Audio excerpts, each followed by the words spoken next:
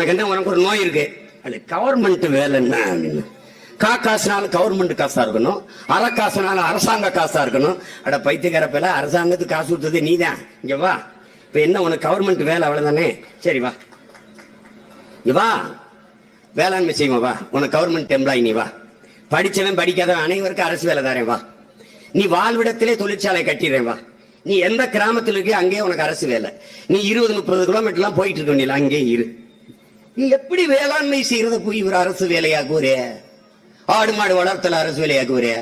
ஆடு மாடு கோழிக்கு ஊசி போடுற வெட்டினரி டாக்டர் கவர்மெண்ட் டாக்டரா இருக்கலாம்.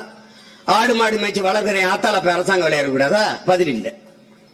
டாஸ்மார்க்ல ஊத்தி கொடுக்குறவன் எம்எஸ்சி எம்பிஏ எம்ஏ அவன்லாம் டாஸ்மார்க்ல சரக்கு ஊத்தி கொடுக்குறான்ல, கவர்மெண்ட் எம்ப்ளாயி. உலகத்துக்கு சோறு போடுறான்ல, அவன் கவர்மெண்ட் எம்ப்ளாயா இருக்கக்கூடாது. இது ஒரு பைத்தியக்கார கூட்டம்.